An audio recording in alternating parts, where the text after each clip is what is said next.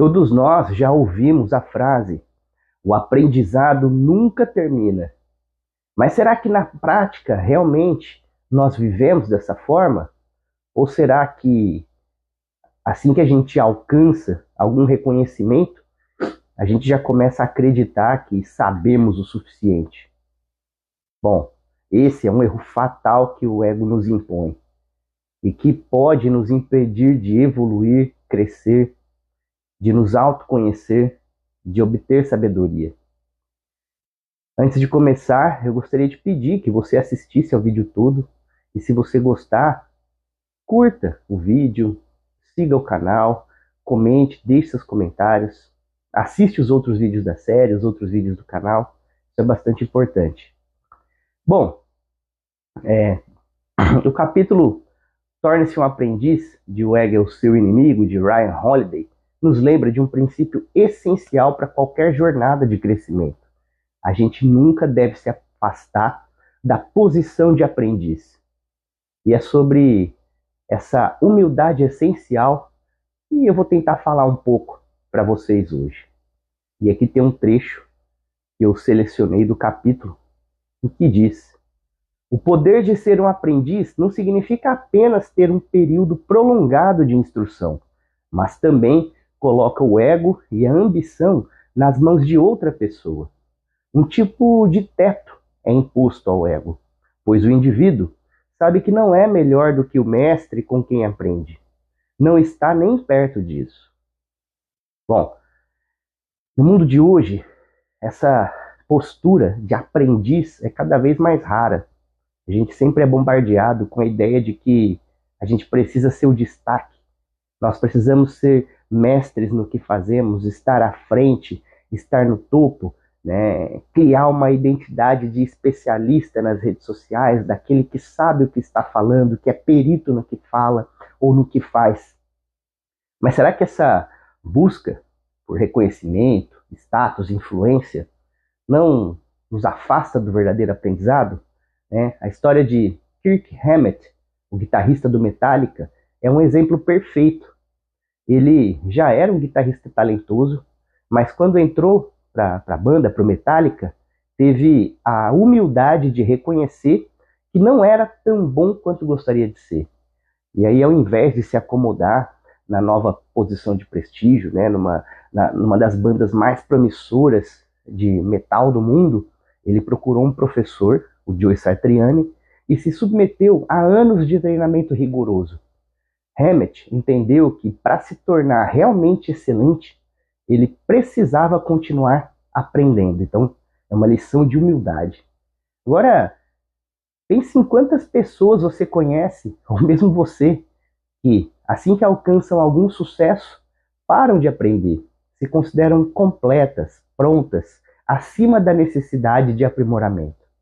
Esse é o ego sabotando o seu progresso. É quando você se coloca acima do que você já é. É quando o seu ego quer fazer você acreditar que você já está acima do que você realmente está. E aí, um outro trecho diz: não gostamos de pensar que alguém é melhor do que nós, ou que ainda temos muito a aprender. Queremos pensar que chegamos ao fim de nosso aprendizado. Queremos estar prontos. O filósofo estoico Epíteto dizia: é impossível aprender aquilo que consideramos já saber. Então, quando a gente acredita que já sabe de tudo, nós fechamos as portas para as novas descobertas, para os novos aprendizados. Então, esse é o problema do ego. Ele nos faz pensar que estamos acima da necessidade de aprender, quando, na verdade, estamos apenas estagnados. Frank Shamrock, um dos maiores lutadores de MMA, desenvolveu um sistema chamado mais, menos, igual.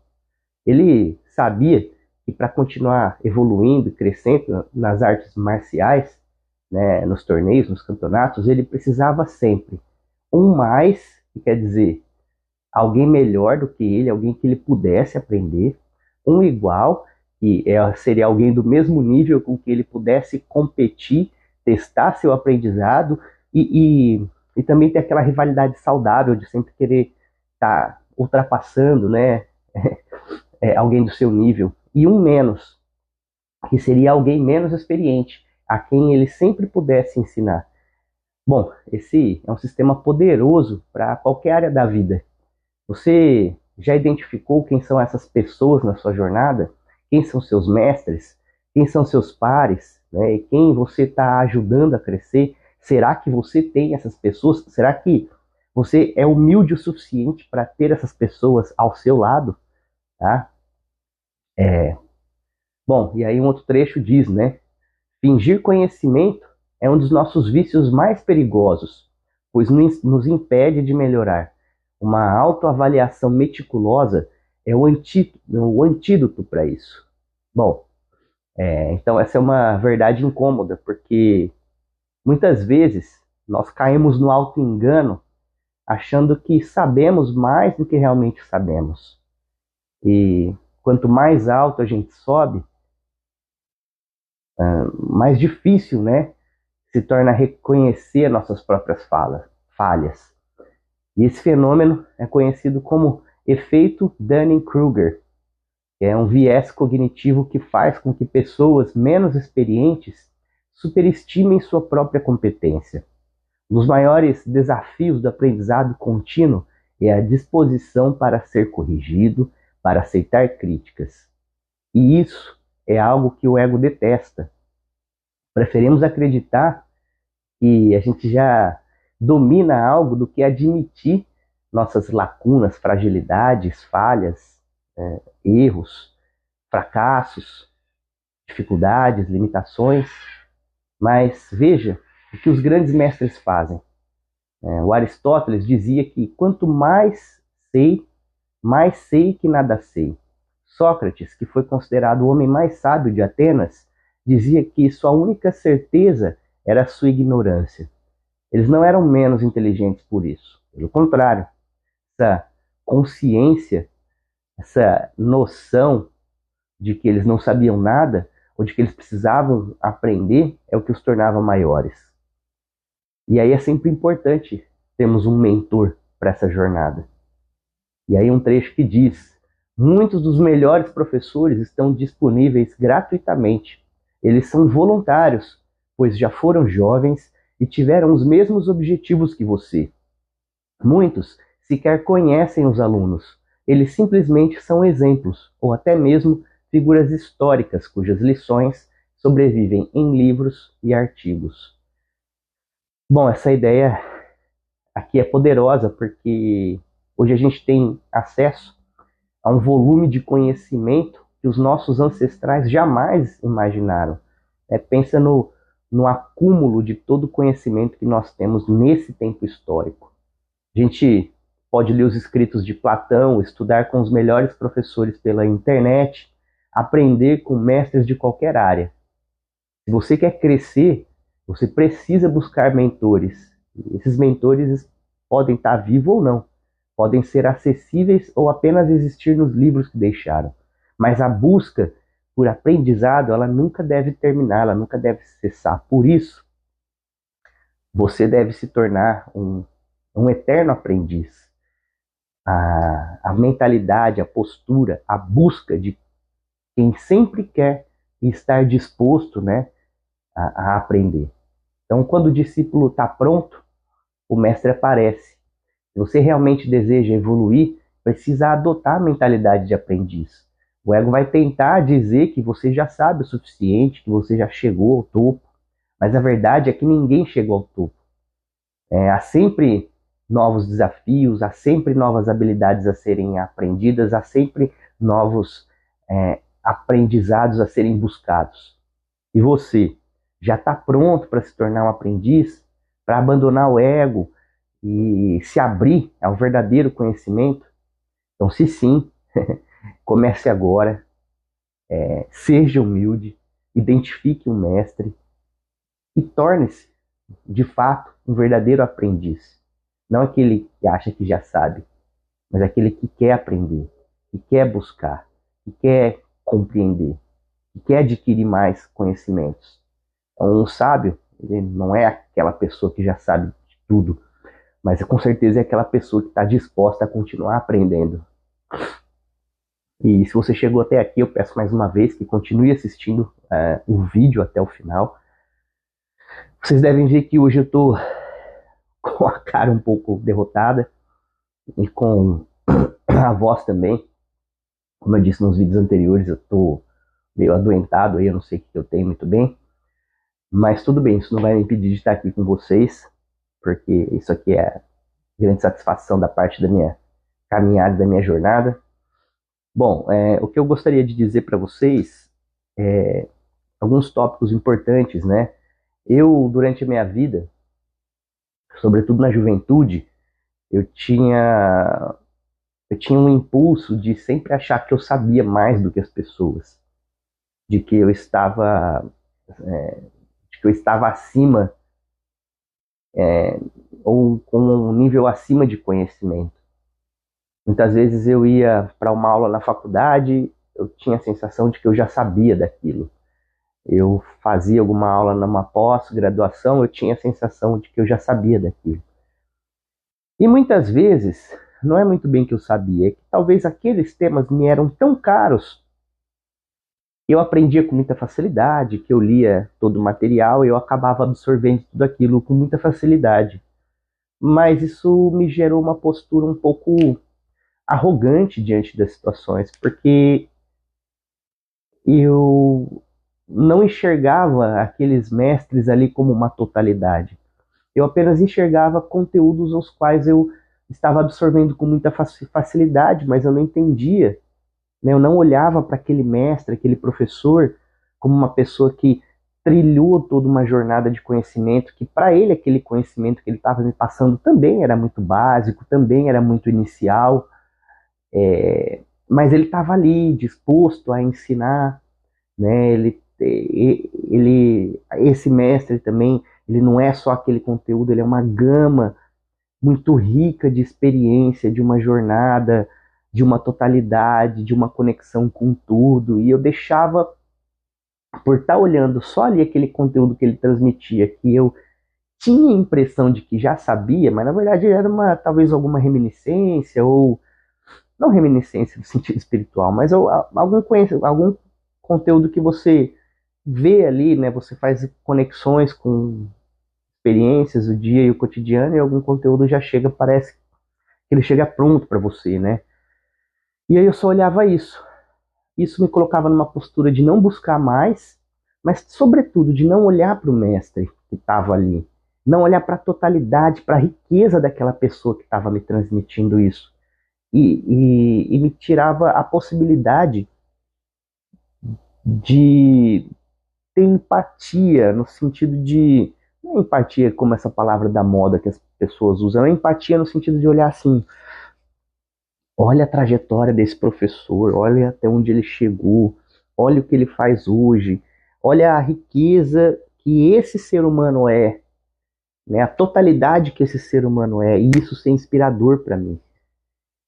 Então eu ficava ali só naquela relação utilitarista de uso e troca de conteúdos e não me aprofundava, perdi a oportunidade de olhar esses mestres com mais profundidade, que de fato eram pessoas incríveis e que eu perdi a oportunidade de aprender mais com eles, de viver, de conviver mais com eles, porque eu era jovem, eu tinha tempo, eu tinha possibilidade, eu podia desfrutar daquilo tudo, eu podia ter uma palavra de sabedoria, eu podia ser mentorado, eu podia seguir os trilhos dessas pessoas, mas eu, com uma postura de que de relação de uso e troca, de utilitarismo, de conteudismo, de superficialidade, porque eu sou uma pessoa superficial e eu era mais ainda uma pessoa superficial, isso acabou me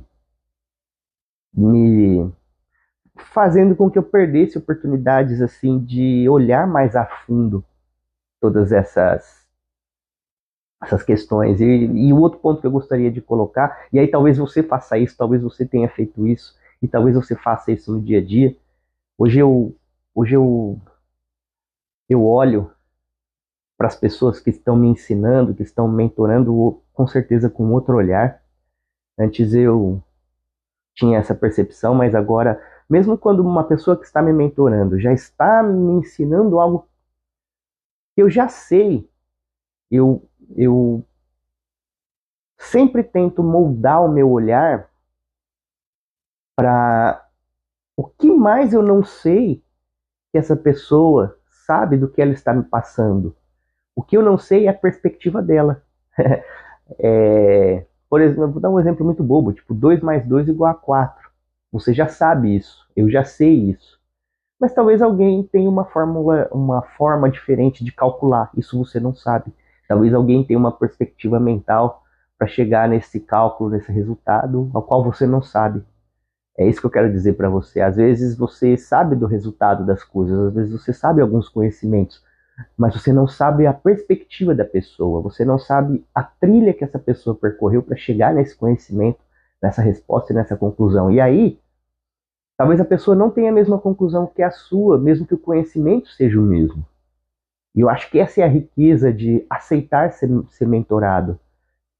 E, enfim, mesmo que a gente se torne perito em alguma área, com certeza vai ter alguém para nos ensinar algo. E aí, não, e aí isso não é sobre conteúdos.